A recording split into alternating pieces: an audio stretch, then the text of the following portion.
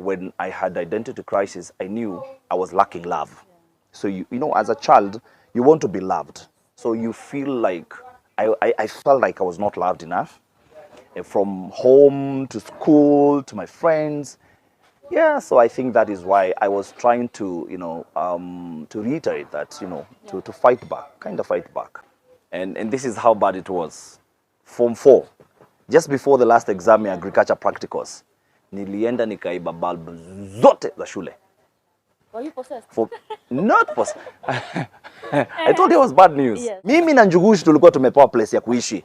Illegally. Yes, KMC. Hata Njugushi alikuwa naishi illegally. And I'm thinking actually after my career as a journalist, I'm going back to acting. Wow. Yep.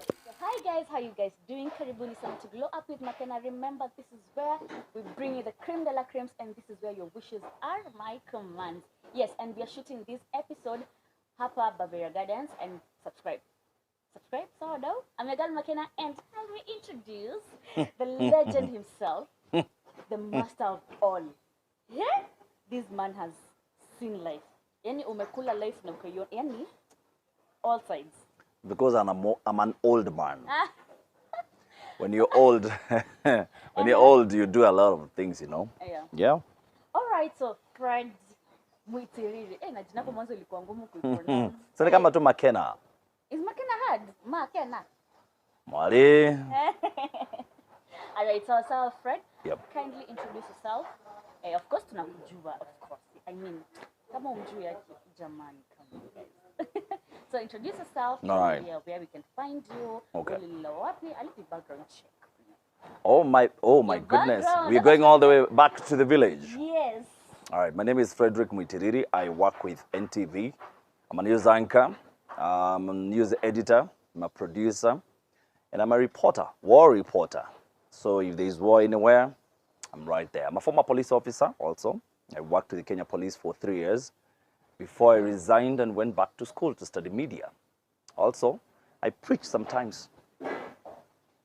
I saw that you preach, and I'm like, oh, yes, media. Oh, they're blessed. They're blessed. Oh yeah, but not at NTV. Pala ni kazi bana.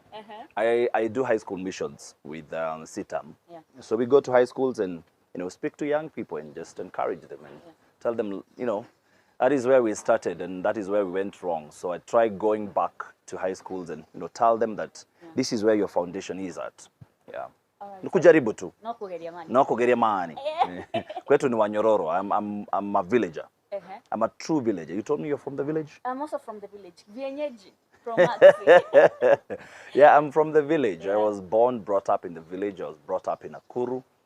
I schooled in a school called, wait for it, Mugwade Primary School. I went to Niluka tu fence nikaingia Babuni Secondary School. Yeah. What kind of student were you? Average. A bad boy. Oh, really? I was bad news. Kitabia maki. Zote. No, I don't think I was even average. I was poor. I was a poor student. But it's because no one ever told me that I was good. Because when I cleared and took myself back to college, because when I resigned as a police officer, I took myself back to school. I was quite an A student. So, but in high school, manzemini ilikuwa kichwa ngumu. Unaona zile pano zote za high school? I did all of them. All of them, yeah. So I was bad news. I cleared high school by the grace of God. And this is how bad it was.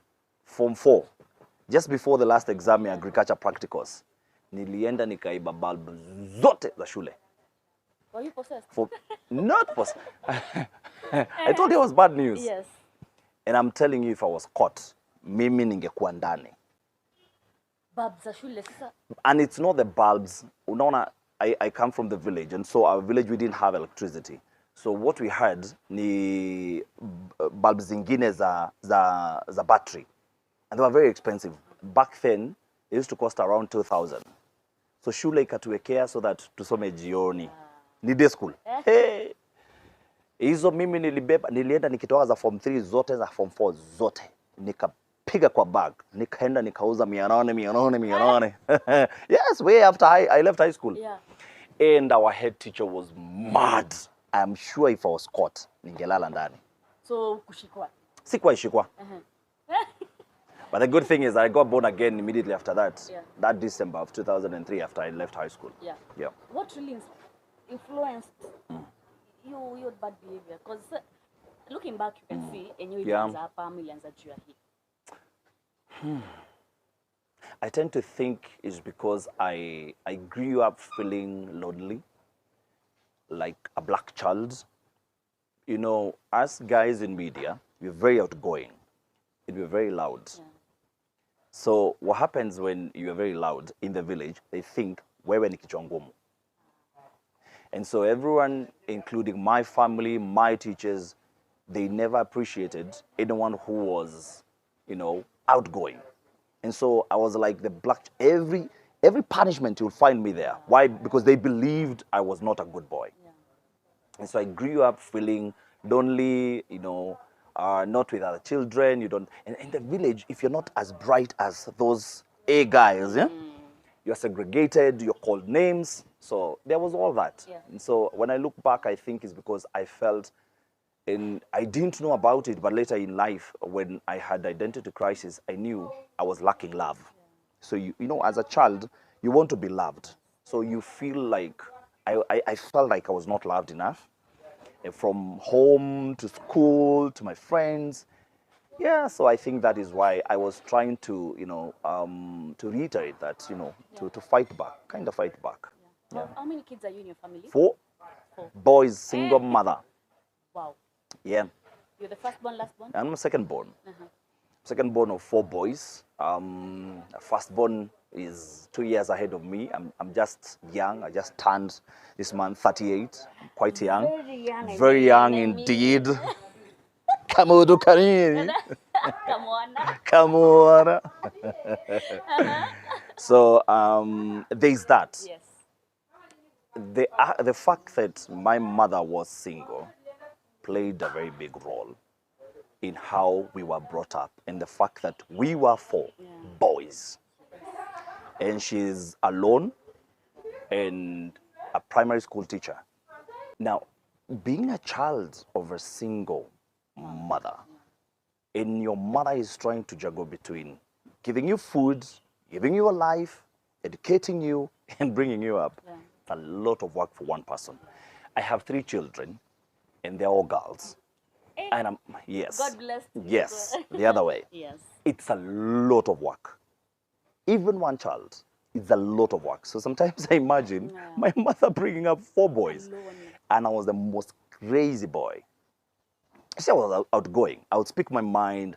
I will tell you off. I'll tell you what I'm thinking.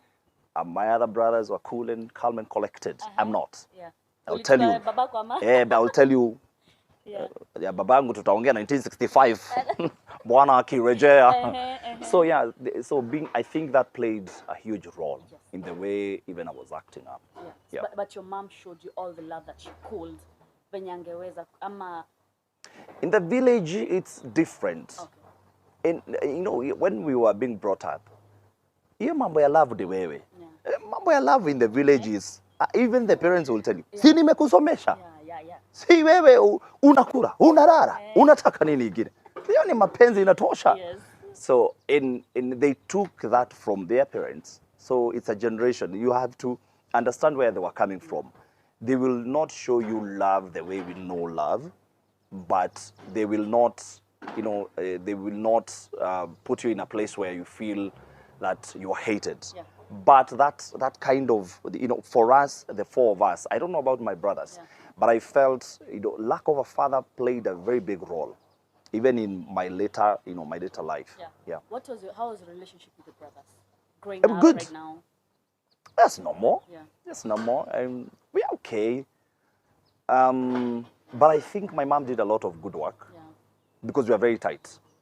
You know, it's very difficult. It's very difficult, I'm telling you. Yes. On the other day, we had gone for Thanksgiving at my grandpa's place. Yeah. And we were all there. And I'm looking at my family, my extended family. Yeah. From my grandfather's side, my grandfather had, including my mom, I think they're 9. Yes. With their children, grands. Yeah. And I look at my family and I think we were brought up quite well. You're blessed. Yes, we are truly blessed. And when you see you're all walking, you go to church, all of you, no one is drunk, because that is very rampant in central Kenya. It's a blessing. It's a true blessing. Yeah. Yeah. All right, so Aki, please kubalisha tuulize this personal sensitive question. Yeah.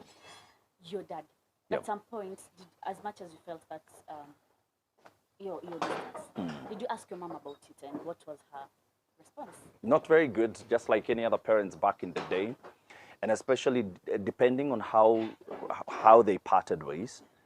I like told you, I was very inquisitive. Yeah. You know, I was always asking, Yeah. where's my father? And my mother was never happy about it. But I understand where she was coming from. She's trying to bring up 4 kids on her own without being helped by my dad. And I think that played a big role in her thinking, wewe ni kunisumbua unanisumbua. So, but I later on unfortunately, I met my father once. Ukiwa mwaka gani? Nikiwa 23 years. Mtu mkubwa. Mtu mkubwa. Yeah, and Coincidentally, or was it planned? no, I did. I planned it as a former police officer. I planned it. I was given the number. I was just given the number. I traced him and I found him. Yeah. Unfortunately, he was sickly, and a few years later he died. And we didn't have a relationship at all. Did he have another family? Yes. Okay. But 100%, I don't think he was into me. I don't want to speak about my brother, but I don't think he was into me at all. Yeah. Because once we met, I'm the one who used to prompt him. Good thing is, I do not know what happened, but I never hated the man. Funny enough, Wow. I never hated the man. Yeah. At all.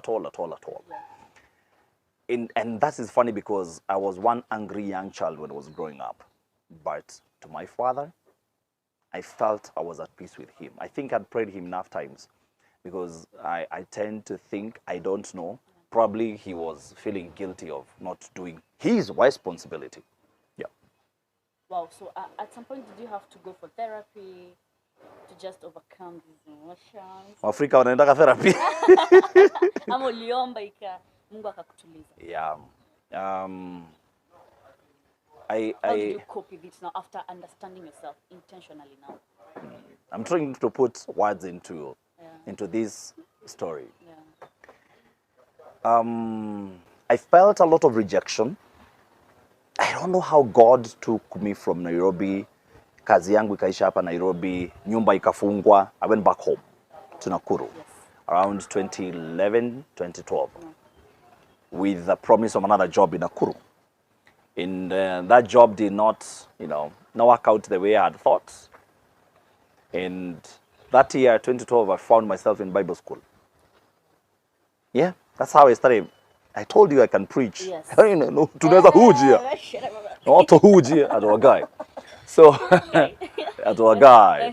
So, I found myself in Bible school. Yes. And after Bible school, that is when I started noticing that I was okay.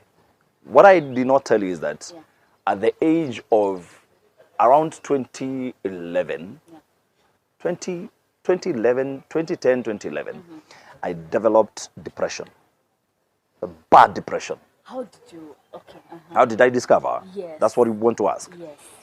I was interning at a place called Ken TV. It's on Mombasa Road. I hope they're still at Vision Plaza. I was an intern there. And I used to juggle between being a camera person and being the reporter. We had an online TV. I think that was the first online TV in Kenya, Ken TV. And so we had an anchor. Oh my God, tumetoka mbali. We had an anchor. We used to shoot our news, record them, and I used to voice the stories. So editor anaandika stories zake, namvoicea stories. We package them, we put them online. It was called Ken TV.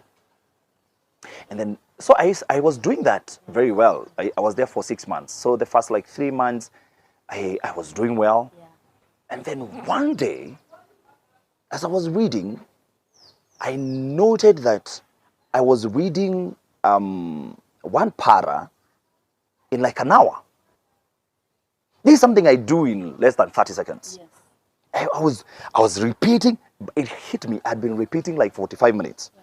One para. I'm repeating. Hey, ask myself, nini naendelea? So I noted something was wrong, and that continued now. Yeah. So slowly I was wondering, what is wrong with me? Until I met my girlfriend, who is now my wife. Okay. We met in 2012. Wow. So one day we are speaking, having a conversation. Yes. And then I'm having a story, and then she said, wait a minute. I will repeat what you've said. I said, rather than saying he, in I'm addressing a woman, I can't remember if it was he or she. Say I'm addressing a man, I addressed as she throughout, and I didn't notice. Yeah. She told me something is wrong with you. Yeah. So from there, that is when I knew this was depression. I was not okay. She started helping me. Eventually, I went to Bible school.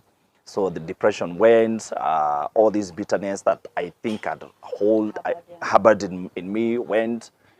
And I think that's how I became whole. So I never went to any counseling, but I think the Bible school helped a lot. Yes. Yeah. So, okay, you met your wife, your time, your period, yeah. Yeah. 3 months into the internship. No. That was in 2011. Yeah. Sasa nimemaliza, nimeenda nimefanya. Hey. Oh, uko Nakuru sasa already. Sasa niko Nakuru. So nimemaliza college 2011. Yes. Venye nilimaliza around KMC, big school. Venye nilimaliza 2011. Yes. Internship yangu nilianza from December 2010 all the way to June 2011. Yes. We graduated in July. Yes. That July I got a job, online writing. I was fired after 3 months because kumbe depression sasa imenikula vizuri. Hapo ndio sasa nyumba yangu inafungwa. I had to go back to Nakuru. And that is now January of 2012 I meet my wife. Hiyo nyumba inafungwa ilikuwa how much? Pesa mingi sana, 4,500. But my salary was 20,000. But a lot of money back then when umetoka shule. You know, as a police officer, my last paycheck was 12,000 shillings. Well. Hiyo ndio ilikuwa best. Ni pesa mingi sana hizo. Ulikuwa department gani hapa? Polisi wa kawaida. Blue, boys in blue. Watu wanakuwa Kenya, wanaitwa Kenya Police. So me boys in blue. Hiyo kazi ya kukamata watu, kuwapeleka kotini, kazi yetu. Yeah. Kukaa report office, kwenda kwa hizo zinaitwa traffic whatever, ni kazi yetu. Yes. Yeah. So nyumba imefungwa, nimeenda Nakuru, I meet my wife that January. Okay. Yeah. So I'm in that phase of now I know kuna kitu wrong na mimi. So end of that 2012, around October I got to Bible school. By the time I'm leaving Bible school, how long was it? Just 3 months. Okay. But in boarding. Yeah. I was second time I was going to a boarding school. Moja ni Kiganjo, sasa hiyo ingine ni boarding school ya Bible. Natoka bali. Na praise Jesus. Oh hallelujah. Nako fast. The Bible school you fast by. But you are taught how to be. But you're being trained to be a pastor. So ni lazima. Yes. It's part of the curriculum. Yes. You used to fast every Thursday. You eat one mandazi. Saa 10 kufungua.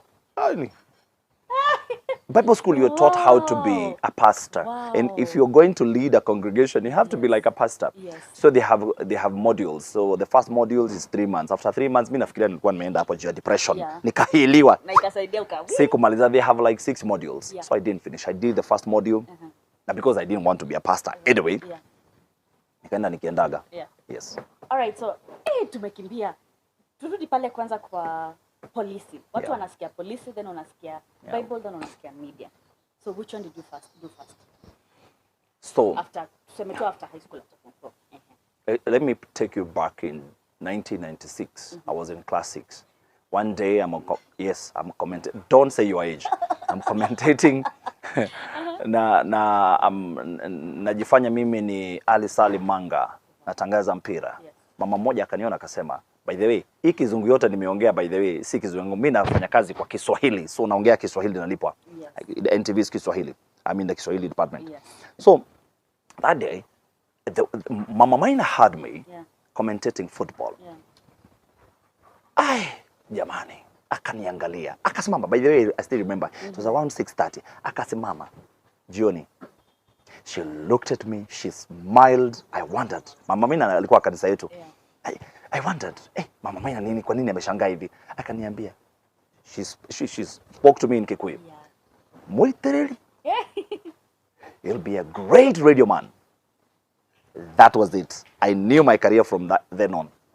That's it. And before that, ulikuwa sema daktari ama you? No. I didn't even know. Ushago kila mtu ni daktari, pilot, na polisi na mwalimu. Yeah, so from that time I thought, so there's a career where I can do this. Yes. And I used to listen to a lot of radio, and especially on Saturday, people commentating football. I used to love it. So I thought, this is it. Yes. Kamaliza form 4. So nimemaliza form 4. My mom, like I told you, primary school teacher. I have 2 brothers behind me. My big brother has not gone to college. This is 2003. And she tells me, so mimi nimepata barua. Sikupata barua. So nika apply Mombasa Polytechnic. Yes. I didn't pass my KCSE. Kidogo nilianguka. Nilianguka. Ukiona nikianza na certificate KMC, niliacha polisi kwenda certificate, by the way. Nilikuwa pale chini ya maji. Chini ya mwamba. Chini ya mwamba. So I failed miserably. No, but for someone who was joking a lot, that was not failing. Believe you me, I never studied a day in my life. Yeah, so that's ile grade nilipata ni yenye ilikuwa kwa kichwa. I never studied. So anyway, nimemaliza, I don't have enough money. Yeah. Naenda mamangu namwambia kuna Mombasa Poly wanalipisha hii pesa kufanya module ya sijui ilikuwa journalism sijui what it was 2004. Yeah. How much? My mama kamwambia 49,000 shillings. Akaniambia 49. Muitiriri. 49,000. Akaniambia ukweli ni kwamba you have 2 brothers who are in boarding schools. Yes. My brother was in Koilel that time, high school. My other brother was in boarding primary school, Naivasha Boys. Yes. And my big brother alikuwa bado nafanya kazi ya mkono huku Nairobi. Hajaenda college. Sasa wewe utaenda aje?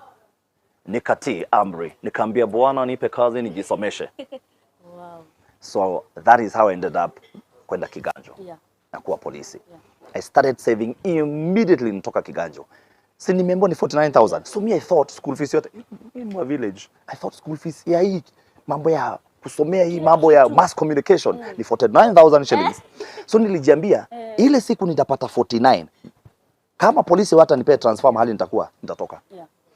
The day I saved zikafika, I remember zilifika 52k. Nika apply KMC, nikachukuliwa. Polisi wakanisumbua for 3 months bila kunipea transfer. Why? Was there like because I was in Isiolo. Yes. And they thought nataka kupotelea kichaka nikuja Nairobi. So they told me no, we cannot give you a transfer. Then that time there was a lot of tribalism. Why? Because it's at the height of post-election. Yes. 2007, 2008. It's at the height of that. Yes. And where I come from and my boss, where I come from and my boss then were people who were fighting each other. Yeah. So one of the things that I know for a fact, alikata kunipea transfer is because we were not speaking the same language. Yeah. And the other thing is, we were at the height of the elections were building up. And so most police officers then, being given transfer. Now thinking about it, they cannot give you a transfer because we are looking at an election. We cannot start moving people right now. But also, he was not the OCPD at that time. He was the deputy OCPD. OCPD was on leave. OCPD had come to a station and said, if you found a school, you want to go back to school, you can come, I'll give you a transfer. Akaniambia kuna kitu kama hiyo. So nilitafuta transfer. Manze, I spent so much traveling from Isiolo, and Isiolo town. Yeah. It's 220 kilometers from Isiolo town. That's where my station was. Sericho police station. Yeah. It's far. Yes. It's far. It's a journey of 8 hours. Na huko ni malori. Yes. So from my station, I come to Isiolo, I go to Embu, our headquarters. I leave Embu, I go back to my station, no transfer. I moved that like for 3 months. Nikachoka. One day. Yes, I've already paid. Ile pesa nakwambia nilikuwa na save nimelipa yote shule. Give out your no, why? Position. I'll come to that. So, finally, nikakuja Vigilance House. Yeah. And I was told the person to see is the director of personnel. Yeah. I went. Yeah. And this person, you cannot see him face to face. You have to call first, and so that they can allow you to go to his office. Yeah. So nikaenda hapo chini. Nikasema nataka kuona sijui director of personnel, hata jina sijui. Akapigiwa simu. DOP. Nikaambiwa ongea na yeye. Kaambiwa officer, wewe ni wa wapi? Nikamwambia mimi ni wa Sericho Police Station. Officer, unataka nini? Nataka kuja kuomba transfer. Uko na barua ya PPO? Then cluster zikuwa county commander, sikuwa PPO. Uko na barua ya PPO? Mwambia hapana. Uko na barua ya OSPD? Watu wamekataa kunipea because OSPD alikataa kunipea. OSPD akikataa PPO haiwezi kupea. Kamwambia hapana, OSPD. Alipigisha simu chini akaniambia, officer, go back to your station. And he banged the phone. I've never forgotten. That is the day I resigned. Yes, I felt so small. I felt so small, and I told myself, my friend, hiki kosi yenu mimi naiacha. Before this time, I've gone to KMC. Sasa nimetafuta transfer for 3 months. I've tried negotiating with the school. Were pushed to the following year, so that for 1 year, natafuta transfer. And the school tells me, brother, this is a government school. We use what we call quota system. This means, then it was district, Nakuru, new constitution at counties. In Nakuru, where you come from, we took 3 people. In your class, you're 2. In your course, you are 3. Our class, we were 17 of us. KMC was strict then. BJ, I was doing broadcast journalism. Yay! Yes. Me too. Yes. Okay. So they told me, next year, we cannot pick Nakuru. Your class, you were 17 of you, yeah? We have so many districts, I can't remember how many they were. We are going to other districts. This is quota system. So when they said that, they told me, now, unless you try your luck next year, which we are not promising that we are going to, pick you, I think you have to take this course. So, nikitoka kwa director, nikapitia kwa secretary wake. And I remember that woman. And I explained to her. Kamwambia venye nimesumbuka kutafuta transfer. Na director ameniambia, hapa huenda usichukuliwe next year. And this is what I've been waiting for all my life. I've paid the college fee. Nimelipa. Yote kwanza ya, I think the first semester or second semester. Tulikuwa nalipa in 1 year, whatever. I had paid. Paid, I think, 50-something thousand. Hii pesa yenye nimesweatia. So this secretary tells me, my friend, mimi ningekuwa wewe, by the way, mimi ningeenda niacha polisi. Hii kosi, one day you look back, you will hate the fact that you left it. I was like, kwani hii kosi iko na nini bana? Akaniambia, the people who fight for this letter, people fight for years to get to KMC. And later on, I would be told by so many people, even my friends I've worked with in the industry now, they tell me, mimi nilijaribu KMC nikachana nayo. 4 years, somebody tried for 5 years. There's a friend of mine who tried for 5 years. Akakosa. So your lady told me, I'm telling you for a fact, hii barua watu utafuta. Wachana na certificate. Watu utafuta kuingia KMC. They cannot. So venye nilienda pale vigilance wakaniambia hivyo.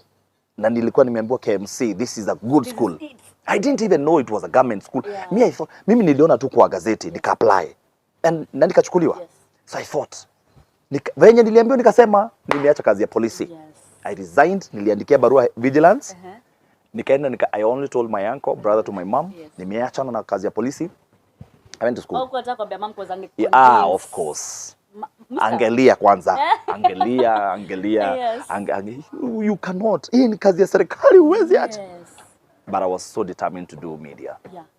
So I left and went to KMC. I started hustling. Hata sijui nilikuwa naenda wapi. I didn't have a plan B. I didn't have a plan B. First job. As in blooming at KMC, so hustles. Yeah. So I did my certificate in 2007 to 2008. How did you survive financially? Financially, by the grace of the Lord, I'm telling you, that's a totally different story. I stayed with a friend of mine for 3 years. So anyway, 2007, I do my certificate to 2008. For you to do a diploma, me I studied for 4 years. For you to do a diploma, you have to bridge with 1 year of internship. And you have to prove it. You have to apply again with 1 year of internship, show that you've been interning somewhere for 1 year. They have to write you a letter, and then you do your diploma of 2 years. So we ended up doing 4 years. So I started working with USAID as a volunteer. Na ni mtu wa kanisa tu. I was a church person pale PCA mama narukia Bwana. I was loved. I was loved in that church. I can tell you. Because when I was going to do my diploma, siko na pesa, nilikuwa nimesota kama panyo ya kanisa. Nilifanya harambe. They gave me 90,000 shillings. Harambe ya 2 weeks. Nilifanya in 2 weeks. 90 G's. They gave nilifanyia harambe watu wakanipea 500 hapa 1,000. So yeah, I did my diploma. No. Zimmerman is a rich church, but they were very kind. It is a rich church, but with very kind people. Very kind people, I can tell you. Elders waliniita wakaniambia, Fred, unajua PCA Zimmerman atufanye harambe. So what we are telling you is that we are going to help you, facilitate you. Kusema pale kanisani, uko na harambe. That is the only thing you're going to do. So yeah, I did harambe and went back and did my diploma 2 years. Hustling. Hey, I was telling you, that is the one time I ate mandazi for 6 straight months. Mandazi mbili na chai. Nikakonda. Nilikuwa mkonde KMC, watu walikuwa nafikiria mimi ni mgonjwa. Oh, Juna do. I'm hustling. Saving for who? Hii 90 G's.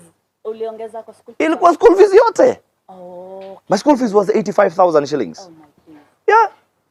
So, na hiyo ni year 1. 85,000 shillings. So unahasu ukilipa unahasu. Hey, guy. Mimi nimeishi Mukuru kwa Jenga. Kwa KMC nimeishi. Tukihasu tu. Yeah, hapana, hapa karibu South B hapa. Ulisoma KMC na ujui Mukuru kwa Jenga. Seriously? Hey. Watoto wa Mavado. Mukuru kwa Jenga is just, unaona South B hapa kwa stage. Pale center. Hapo chini. Yeah, mosque hiyo sasa ni Mukuru. Okay. Basi kwa najua jina basi, lakini najua hiyo side. You were there for 3 years and you don't know it. The name, I know. I was there for okay. So I stayed there with my friends.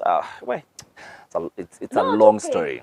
It's an exclusive. You give exclusive information. So mmefika mmekana mabeshte wangapi? We were 4 of us. So tulikuwa nafanya job ACN Radio. Yes. ACN Radio Commerce. Iko KMC. That's where we started actually. I started there in 2010.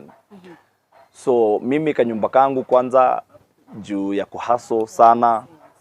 2011 nikaona siwezani, nikahamia KMC na mimi nilikuwa evening student, nikaweko na mabeshte. Nikakuja tu na godoro na tunguoto wangu. Wase wa engineer wakaniambia wewe jiseti kwa ile kitanda ikuagi na mtu. Uko hostel. Mimi na Njugushi tulikuwa tumepewa place ya kuishi. Illegally. Yes, KMC. Hata Njugushi alikuwa anaishi illegally. Mimi na yeye alikuwa kwa wase production. Mimi nilikuwa kwa wase wa engineering. Tumepewa mahali sababu tuko evening, hatuna letu. So we were evening classes and so these guys, KMC it's like a family. Yes, it is. Wakanipa place ya kuishi, but sasa shida ilikuja venye shule zilifungwa. Na KMC inafunga kama high school. Yes. Mwezi wa 4, mwezi wa 8, December, November na December. Na unabebana na kila kitu. Unabeba kila kitu unaenda nayo home. Yes. Magodoro mnarudisha kwa unaitwa Catherine, anaitwa Catherine. Yes.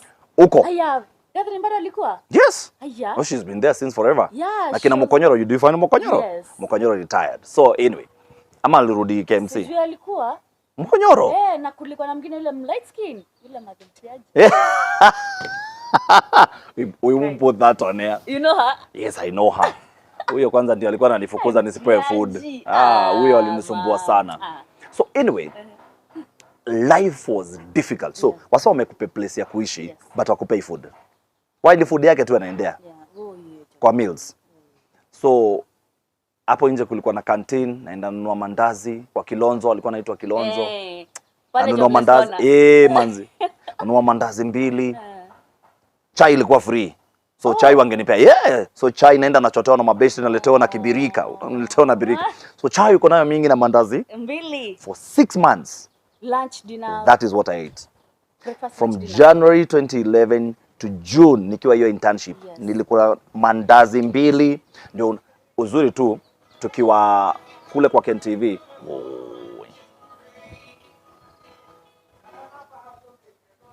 Okay. So nikiwa KNTV uzuri lunch was provided for. Okay. Yes. Okay. So dinner mandazi mbili chai. So lunch for 6 months. Unakula nini ni mchele inagawiwa hapa hata ushibi. So yeah, life when I was in KMC, let me tell you, if there's a time I had a hard time is when I was at KMC. Yes. It was my worst time because you're operating, you really want this education, yes. but you don't have the money. Yes. So you're volunteering with USAID. USAID now, I worked with them from 2008 to around 2010. Yeah. So 2010, nikafanya mablanda. Nikienda tu kuhaso, nikaenda siku moja, naenda KMC mahali. Yeah. Shughuli ya KMC, by the way, I was being paid 7,000 shillings. Uliza mwalimu Buhere. Yes. So he was akamenitia gig ya KMC. Yes. Alipo 7K na ni one day. Yes. Manze hiyo siku sikuenda job. Hiyo siku ndo mdosi alikuja job. So how I used to work with USAID, used to go to schools, and we had a program called Chill. Back in the day. Chill. Yes, yes, that one.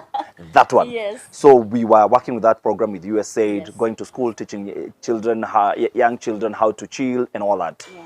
So mdosi alikuwa na Nairobi North yote. Yes. So kukuja shule yako ilikuwa rare sana. Alikuwa na kutrust wewe uende shule, lakini kuna place tulikuwa najaza tukienda shule. Yes. Hiyo siku sikuenda. Hiyo siku ndio alikuja.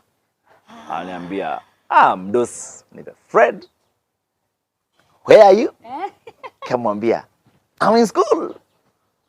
Anambia, which school? Kamwambia, that day I remember it was supposed to be KU primary school. Yes. Anambia, KU? Huh? Which class? Yes. Which class? Nikajua kimeumana hapa. Umeshikwa. Hiyo ananiuliza which class, nikamwambia, enyewe mdosi siko job leo. Akaniambia, this is what you've been doing. What? Just kumoja jamani.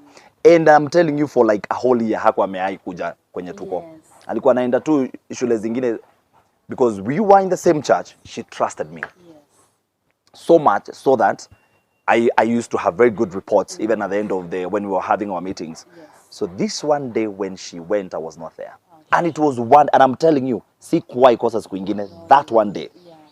Aliniambia, kesho usirauke. Because your trust yenye alikuwa nayo kwangu yote imeenda down the drain.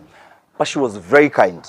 2 months down the line, she akanionyeshana na project ingine. I remember it was OVC, and I started again working with USAID. Yeah. So nilikuwa na shida ni ya hii program yetu ni shule. Yes. So you're only paid because ni volunteer. You're only paid when kids are in school. Wakifunga hakuna pesa. So April yote, August yote, November, December you don't have money. Alafu unaenda wapi juzi ama unaenda nyumbani? Thank you very much. Nyumba nani atalipa? And you have a house? I'm telling you, before I came to KMC, yes. Nilikuwa naishi kwangu. Yes. Because I'm volunteering and they were paying me 500 a day. 10,000 a month. So nyumba yangu ilikuwa 2,500. Oh. Yeah, 4,000 ni baadaye venye nilipata after nimemaliza. Yes. So hiyo to wait nilikuwa nalipa 10,000 lakini mwezi wa 4 hakuna pesa. Mwezi wa 8 hakuna pesa. Yeah, so life was very difficult. Yeah. So you are juggling that. This is a small, you're being paid 10,000, you're trying to save it for school, you're trying to save it, you have food. So we used to walk a lot. Yes. Tumetembea sana. Yeah. Tumetembea kutoka KMC kuja Tao na kuja mguu naenda KMC mguu. We did that a lot. Yeah. And I was listening to Abel Mutua's interview now, Lynn. Yep. And she was saying venye wewe ulikuwa unawaamsha asubuhi. Watu watakuwa house wakakimbie. I trained all those fellas. Even Phil, they were in the same class with Phil the director. Yes. Our Phil it productions. Yes. Yeah, they were our drama trainers. They were second years, we were first years. Yes. We had just joined, and then they discovered I was a police officer. Yes. And nimetuacha last year. Yes. That was in 2008. So nimeacha. Actually, I had left Kenya Police in 2008 February because my letter idika sana bila kuapproviwa. Yeah. So when you wali notice mimi nakaa polisi. Yes. Akasema, can you train us in physical activities? My friends. Cool. Sasa wao wenyewe kama power. Yeah, because they were leaders. Yeah. Na jamaa alikuwa anaitwa Mahulo was our chairman wa Powerhouse. Yeah. Akasema train us. Yeah. So my friend, mimi ndio nilikuwa nawaamsha kila mtu saa 10 asubuhi. Wao, Jugusha alijoin later. Yeah. Oh, you had already left when you... No. Oh, alinipata nikiwa, I think nikiwa third year alikuwa naingia. No, second year ndio aliingia first year. I think so. I can't remember well, but I think so. But sasa wase wa KMC wenye unajua hao ni wenye wanajulikana. Wase wenye wako huku nje, they are doing great things like yourself. KMC is a big school. Yeah, there are so many guys who are doing great things. Yes. Yeah. All right, now let's come to your career. Yeah. Sasa media, sasa your journey. Yeah. After umemaliza KMC, all the struggles, nini. Did you not struggle again to get a job after you graduated? I graduated in 2011. Yes. July. Yes. Got a job immediately. Yeah. Courtesy of one Mwalimu Regis. Yes. You know Regis? Yes. So Regis, I mean, connect. Hey, manze, KMC is a good family. Tell me. It's a good family. Hey, mimi unajua Mr. Yego ndali internship. See? Yani na Mr. Kitua, they always call yes. Are you guys okay? You are doing well. Kitua taught me radio production. Me too. Yes. So Regis ameongea na mabeste zake, nimepata job. Yes. Online writing. Kijana depression iko. Hajui hii na she. Yes. Naambiwa niandike. Siku moja mdosi alikuwa anaitwa Mbogwa. Yes. Can't say the company because of course.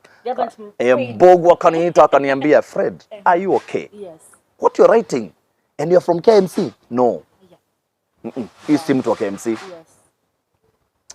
They loved me because I had through that time. Yes. Hata nikiambia wase wa KMC nilikuwa na depression. Yes. No one believes me. Yeah. Because me, I was always bubbly, but deep inside, manzi. Hey, una feel small. Yeah. This guy, they looked at me, said they loved me, they truly loved me, yes. but they didn't love my work. Yeah. So nilikuwa naandika tu vitu zangu. Na ni ukweli, nikienda Facebook yangu, yes. Then yes. vitu zilikuwa naandika kizungu mbaya. Si ati saa hizi ni poa sana sababu nafanya kazi ya Kiswahili. But ulifanya Swahili English and you are Yeah. I can't say that my English is as bad because I was taught well. Yeah. My mother taught me well. My mother ni mwalimu na alikuwa anapenda sana kizungu. Alikuwa mwalimu wa kizungu. Alikufunza? Yeah, she taught me. In class?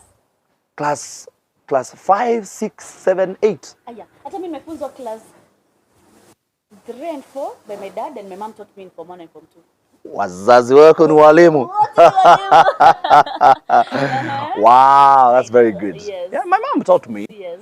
She loved the language. Since Sheldon nilianza kusoma vitabu zake. Yes. Nikiwa primary school. Yeah. So kizungu haikuwa mbaya sana. Venye sasa my niche is Kiswahili. So I'm into Kiswahili. Yes. So much. Nilikuwa wapi nimepotea line of thought. Sasa so wanapenda but hawapendi kazi. Yes, so they had to fire me. Yes. Oh yeah. And we love you, but we love you. Mdosi alikuwa anaendaka na mimi everywhere. Yes. Najaribu kuandika manze, mpaka mdosi akajaribu kunifanya mtu wake wa mkono. But hata modi yangu ya kuvaa kidogo kuna kashida. But we have a picture. I'm gonna post that picture. Please need to be a clear picture. No way. Yes, I saw a picture somewhere. Which one? Oh God. I have so many activities. Good thing is I used to love photos. Nilikuwa na mashida sana. So umse wakaona, bro akaniambia after 3 months, bro manze tunakupenda sana lakini lazima tukuachilie. Waliniandikia barua poa sana by the way. I still have it. Ucheza tu chini. Yeah, but I was, you see, because I've been in a position where I was employing guys, the first thing you don't look at qualification. Yeah, qualifications are good. Yes. You look at the attitude. Yes, true. I had a perfect attitude. Even today, yes. My attitude towards work is always very good. So, wadosi wakuagi na shida na mimi na attitude. Yes. So, hata wase walikuwa niko na attitude poa lakini kuandika kwangu kidogo kuna kashida. Kaniambia we have to release you. Yeah. So, by releasing me, it meant that I'm jobless. Yes. And this is October 2011. Yes. Najaribu kutafuta vibarua Nairobi sipati. Yes. Mwezi wa kwanza niko ndani ya depression mbaya. Yes. Najifungia mpaka kwa nyumba. Yes. Mwezi ya pili kiateka alikuwa best yangu akaniambia bro, nakupenda sana lakini bro nitakufungia nyumba.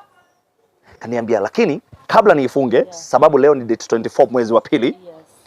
Uza vitu zako. He allowed me to take everything. This is the social capital. Yes. People don't understand. Yes. It's good to be good to people. Yes. Social capital. So, ananiambia bro, sitafungia vitu zako. Yes. Lakini mwenyewe ananiambia nifunge nyumba. Yes. Chukua vitu zako. Enda nazo. Hama. Sasa na hama niende wapi? Si nikachukua vitu zangu, nikauza ka TV kangu. Yeah. Oh God. 3,000 shillings, I've never forgotten. Kauza kitanda. Kauza vitu zangu zote. Why are we laughing? But it's funny now. I know, it's funny. Yeah. Kauza nikarudi kwetu Nakuru. Yes. And my that's mom's. now where you met your wife. And Yeah, so 2012 I meet my wife, I go to Bible school. 2013 I decide sikai ushago tena. yes. Came to Nairobi to my uncle's place. Yes. Thought I was to be there for 2 weeks. Yeah. Ended up there for 8 months Wow. until KTN called me for internship. I hope the reception was good though. Yeah, my uncle was very good. By the way, mimi si wale wase watu waliteswa. Yeah. Familia yetu watu wako na utu sana. Yes. By the way, walinibeba kama mtoi wao. Yes. All through that time nilikuwa na feel niko home mpaka saa zingine naona aibu manze. Kazi yangu tu ni ma TV. I'm too comfortable. Yeah, I'm too comfortable. Yeah. Mpaka na wife ako job. Yeah. So KTN called me for internship. Yes. Mimi ile siku nilisikia nimeitiwa internship. Nilikimbia. Hii kitu wewe. Wakaniambia kwanza wacha si inalipwa 7,000 shillings. Eish. Nikasema wakati wa kuhama kwa mayanko ni sasa, kama si sasa ni sasa hivi. Na sijui naenda wapi lakini nilihama. 7,000 shillings. Nilikuwa nalipa nyumba imara daima 5,000 shillings natembea.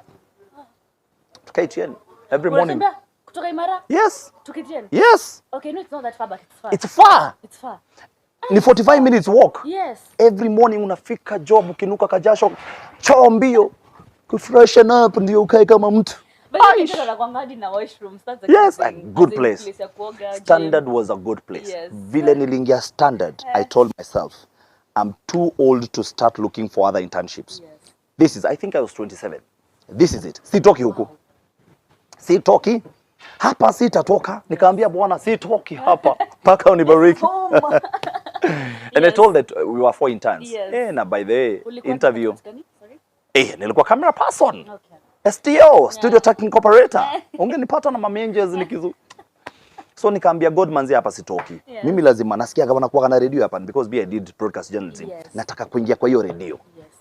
So my intention, I have always thought, mimi si mtu wa TV, mimi si mtu wa sijui nini, Yes. mimi ni mtu wa radio. Hii sauti ni ya radio. Yeah. Yes. So by the grace of God, Anthony Ndiema hears me speaking and he listens and says, you have a very good voice for radio. And enda Radio Maisha waambiwa kurekod kitu. Yes. I go recording, a guy called Paul. Paul hears my voice, sends it to the news editor. Yes. News editor loves the voice, Yes. tells Paul, Baraza, record ingine, raw, nitumie in 1 month. Nilikuwa nimeajiriwa na Radio Maisha. Sasa ukapewa payslip nini? Wellington Nyongesa Contract. took me without thinking twice. Wow. He didn't know me. Yeah. He didn't know where I was coming from. He just loved the voice, loved that I'm a former police officer, and said, I'm giving you. So nikapa contract ya kuwa, naitagwa nini? Correspondent. Yes. Hapa Nairobi. Yes. Yeah, my pay ikapanda from 7,000 to 15,000 shillings. 50. Double pay. 50. 50 ni wewe, 15. Nikagongwa double salary from 7 to 50. 50 ni wewe. So for 1 year again I'm working with Radio Maisha. Najituma. Mimi ni msee kujituma sana by the way. Mimi msee kujituma sana. Yes. So niliingia kama reporter and by the time 1 year ilikuwa inaisha, nikaajiriwa permanent job. By that time I was doing like 4 things. Yes. Yes. I ended up, by the time I was leaving Radio Maisha, I was hosting my show, and I'm telling you, in any national radio, Yes. to get your own show, Yes. it's hard. And by that time, Radio Maisha imepanda. I think that time we were nilingia Radio Maisha tukiwa, I think number 8 or 10, thereabout. Yes. The time I was leaving, we were number 2. Wow. And then after Radio Maisha, you are approached by Inoro TV. So one day I go to BBC for an interview. Yes. And the guy, it was BBC radio. Yeah. They don't pick me. The guy who is picked Yeah. is because he has experience with TV. Yes. So I noted, hiyo ni kitu moja na miss. Sina experience at TV. Yes. So I told God I need to work for a TV station. Inoro TV called me after a month and a half. Oh, you applied and then they called you. No, Oh, yeah. they poached me. Wow. But I had to go through interviews. Yes. They called me, they told me there's this opportunity that is here, Yes. but Yes. you have to go through the interview. Yes. So we were 200 and something. They liked me because I've been on air, I'm doing this, I'm a Kikuyu, I can be able to do this. Yes. We went to the first interview, 3 interviews, all of them I topped. I was number 1. And I've never done Kikuyu before. Yes. But because I was But brought you up in the have to. village, yes. And I can read, I'm used to read Bible in church. Yes. Being brought up in the village has its own advantages, yes. So nimepiga Inoro. Kikuyu, kwanza nilichukuliwa kama anchor. Hey, this anchor, please. I'm anchor. I never anchored a day. And so after that, Jesus. COVID comes. Yeah. Just after 1.5 years, Yes. COVID comes, Yes. and Royal Media has to release some of us. And you're among them. That time, I think 200 of us left Yes. Royal Media. Yes. Unfortunately, the top paid ndio walikuwa naenda. So I was among the top paid. Nikaambiwa top paid unalipwa?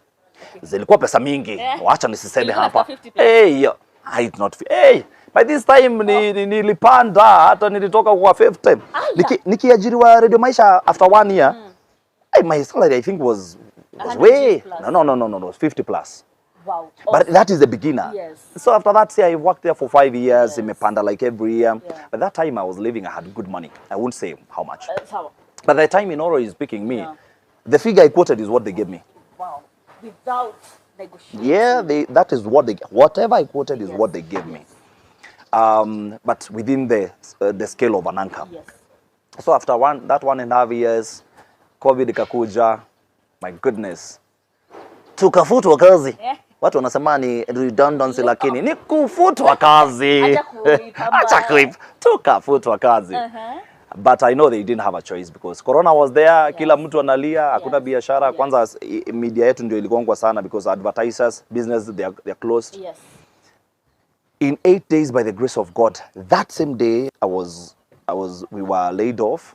I went home. Yes. I applied for a job at Switch TV. I saw it online. Yes. That same day. Yes. 2 days later, I was called for an interview. 3 days later, I was called for a second interview. Yes. 3 days later, I was called for a letter.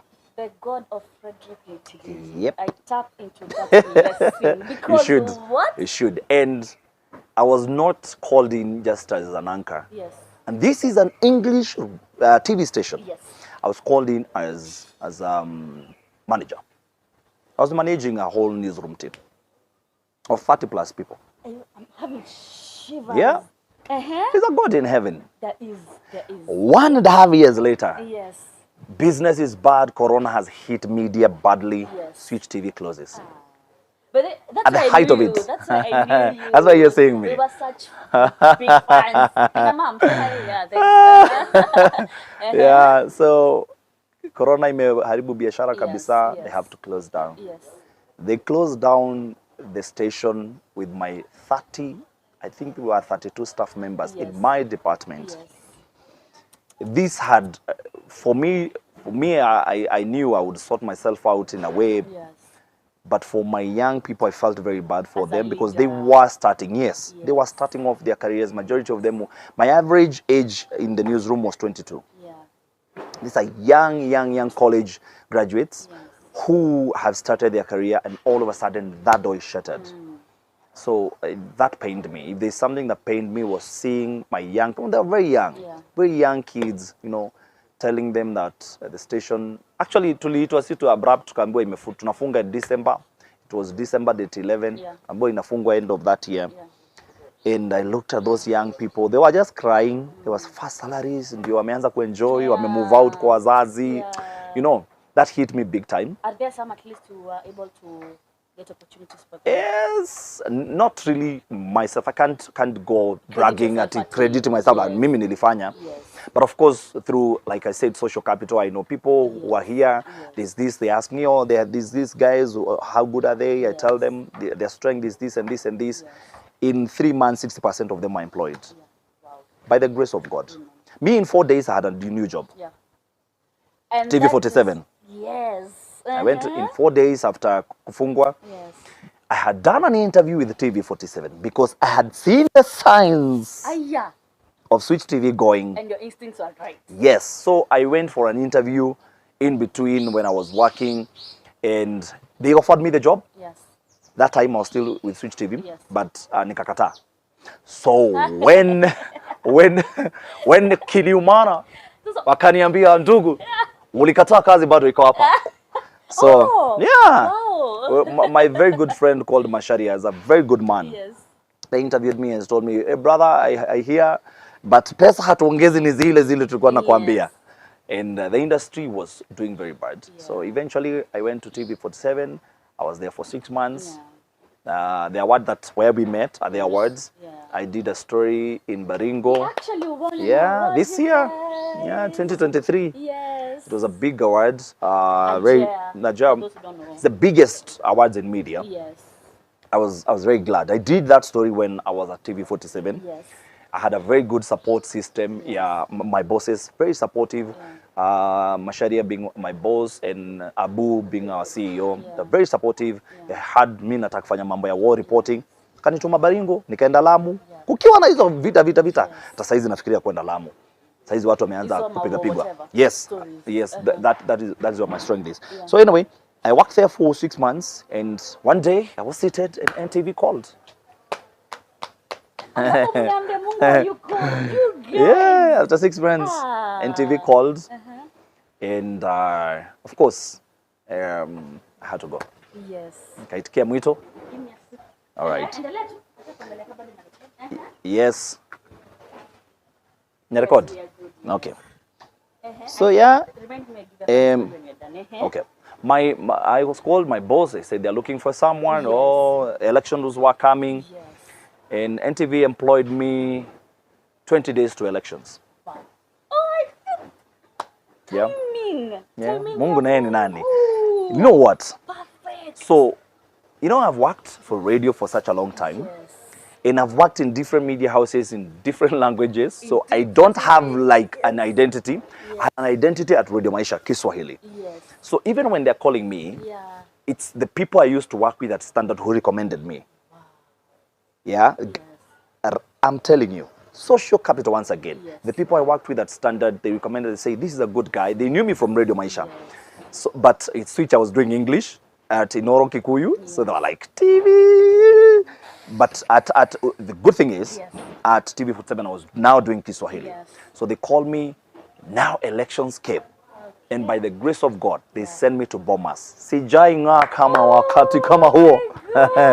They sent me at the center of the business elections. You showed out and yes, God showed by the up grace for of God. you. I was on air every single day. Jesus. With a panel.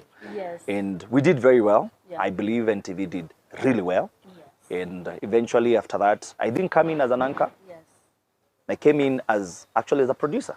I was actually about to say something, then I'm like, wait, I mean, I'm going to interview, so let me know. Yeah, I didn't come in as an anchor. Yes. Because they needed somebody at the desk. Yes. That is what they needed. Or like a reporter now? No, as an editor. Editor, okay. Yes. Kuku kwetu inakuwa producer editor. Yes. So they needed somebody at the desk. But walikuwa najua niko na talent. Mtaongoza hiku. Wacha nikwambie nilipoenda Bomas wakaniambia utasoma news. By the grace of God. They put me on air. Yes. And after my boss left, Salim Swale, I was given his spot. My boss. Wow, yep. Big deal. So I was given his Monday spot, the biggest show on NTV. By the grace of God, we are doing well. And we thank God. And that is where you are now. Yes. Okay, do we...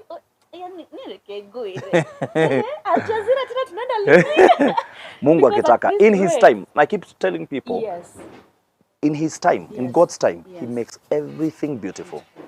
In his time. It has to be in his time. You can't force it. You can't rush it.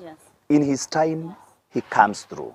But still again, remember the spirit of delay to pray against it. Yes. Of course, even if that is a fact, you really have to work hard. Of course.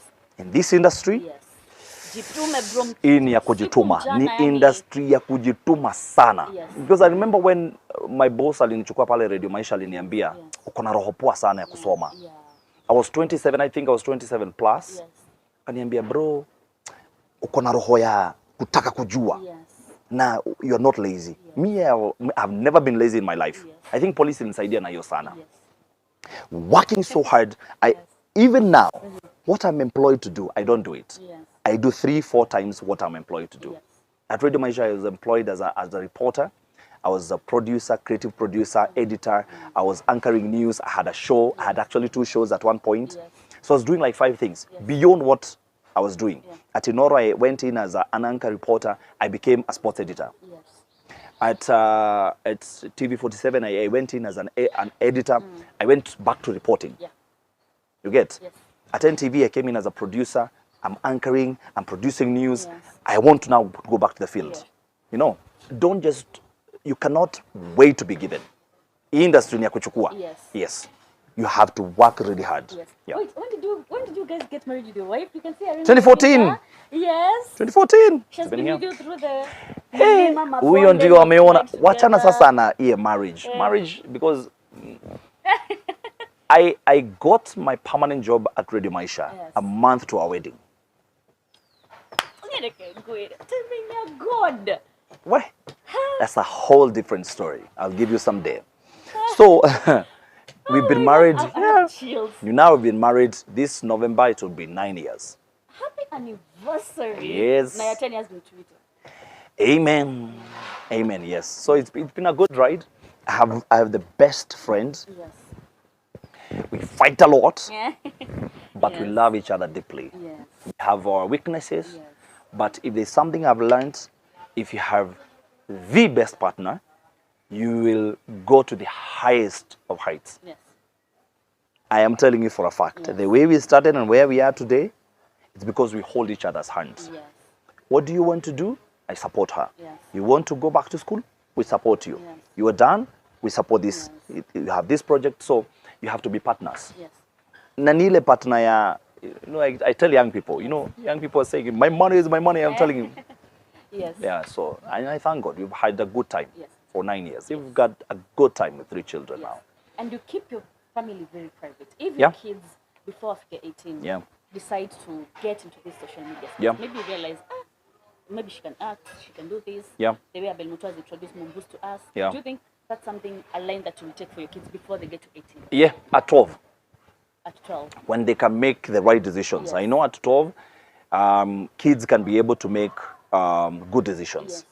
Yes. Below that, I tend to think we are, for me, Yes. it's not for other people, Yes. for me. Yes. I feel I'm using them for my own good. Oh.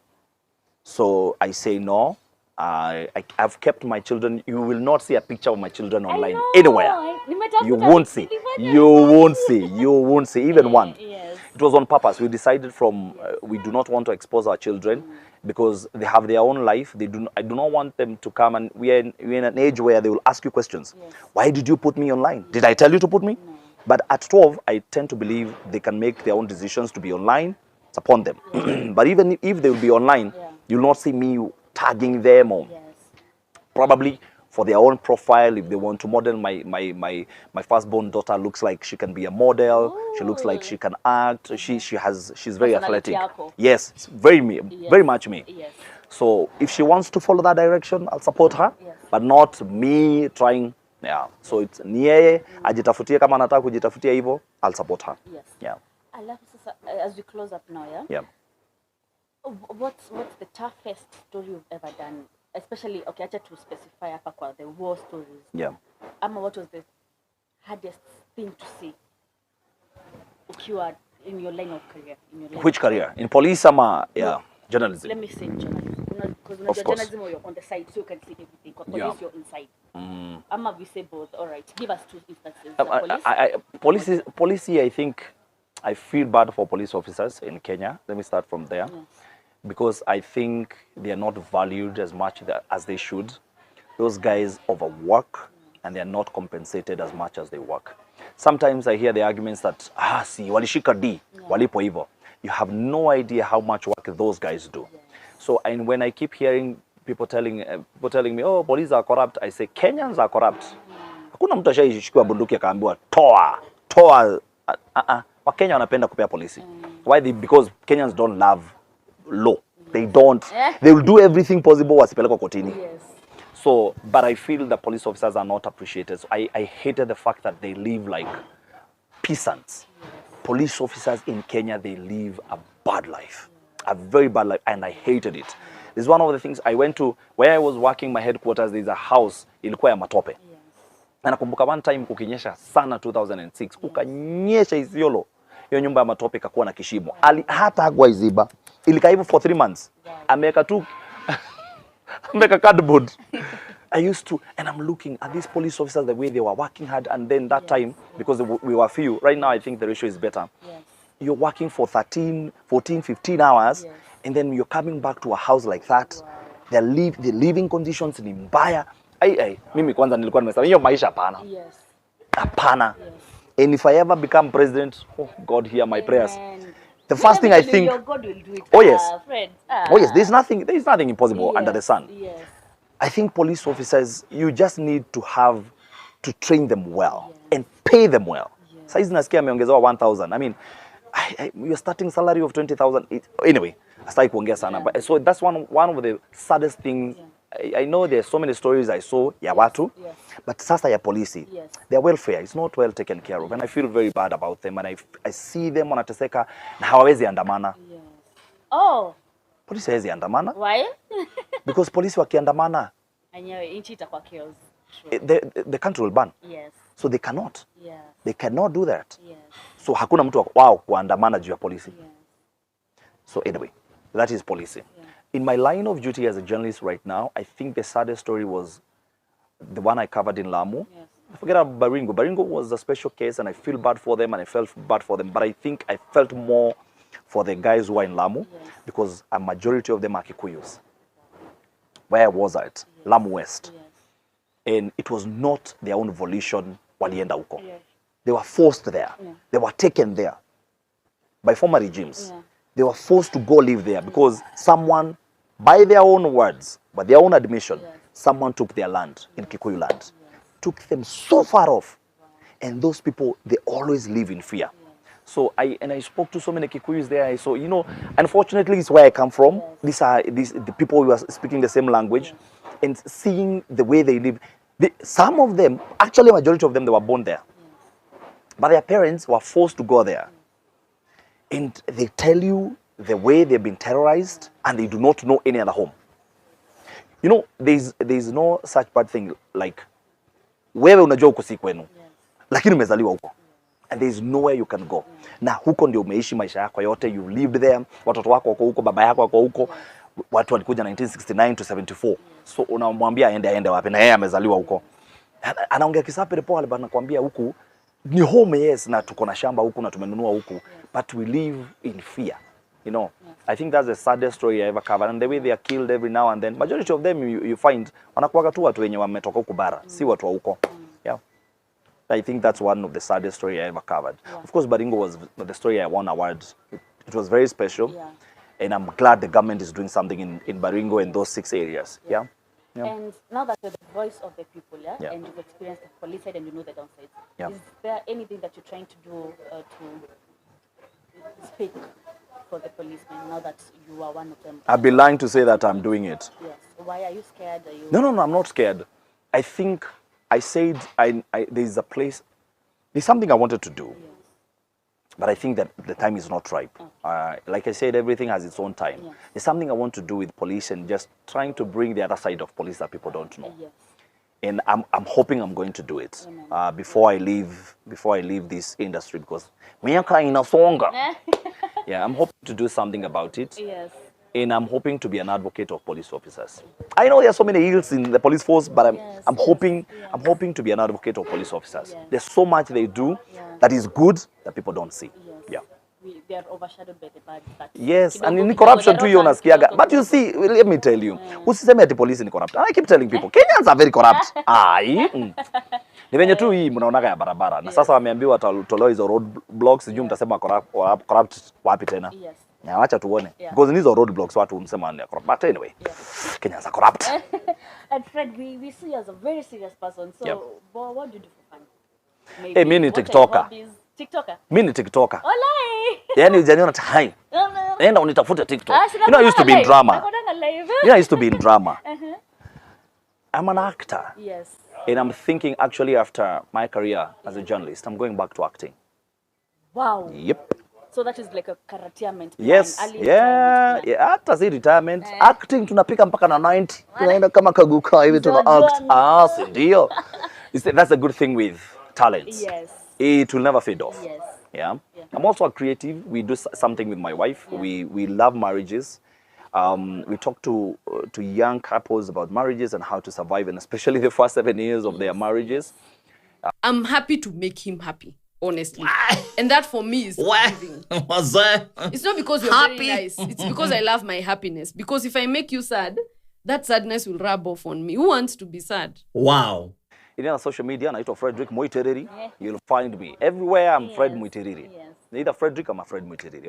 On Instagram, on TikTok, on Twitter, on Facebook, everywhere. Yep. You're such a vibe. Thank you so much for coming. You're welcome. To anybody who looks up to you, to anybody who looks up to you, to parting shots, inspire them, to your fans. Yeah. You guys Okay, good. There's nothing impossible in this life. Anyway, you will make it. Yes. And never give up. Yes. I came from the village. I am telling you, I was born, bred, brought up, schooled in the village. My biggest ambition was coming to Nairobi. Yes. Forget about working. Yes. Coming to live in Nairobi was an ambition. Yes. And the fact that I work with NTV, and I didn't know anyone in the media. Yes. No one, I'm telling you for a fact. Yes. No family, hatuna mtu wetu kwa media.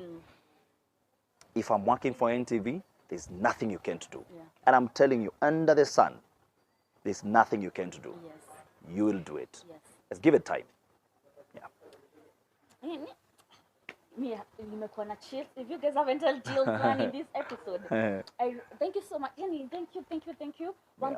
Two things I've learned from you. Yep. Social capital, but at least that one It's very important. I'm very keen. Yeah. You're Social very good. Capital and God. Yeah. Come, please okoka na hii episode. Yeah, tell them. Mungu yuko hapo. Yeah. Yeah? There's a God in heaven. There's a God in heaven. And he hears. Yes. And he hears. He has answered, I'm telling you, Yes. 90% of my prayers. Yes. Yeah. Thank you so much, guys. I'm your girl Makena as always. The conversation does not end here. Cash Gracie on Instagram is the place to get me. Any more questions you have for Frederick Muitiriri, niambie pale. Tutajibu pale kwa Instagram yake na yangu. Sawa wadau? Remember to subscribe to Glow Up with Makena, like, share, comment. I'm here because you are and because God is. Okay? All right. Sawa. Tell them subscribe to Glow Up with Makena. Ati inaitwa nani? Glow Up. Hiyo yenye amesema you subscribe. Yes. Glow up. Yes. You're doing well, by the way. I watched your videos. You're doing very well. You're doing well for your age and in this time and space. You're doing very well. Thank you very You'll much. go places. Amen. Yeah. And I tap into your blessings. Amen. Please do. Yes. Sante. So thank you so much, Barbara Gardens, for always hosting us. It's located at Karura Close, Hapa, next to Leon Place, Kiss 100 in Westlands. Okay, Adele? Until next time, ciao. Hallelujah.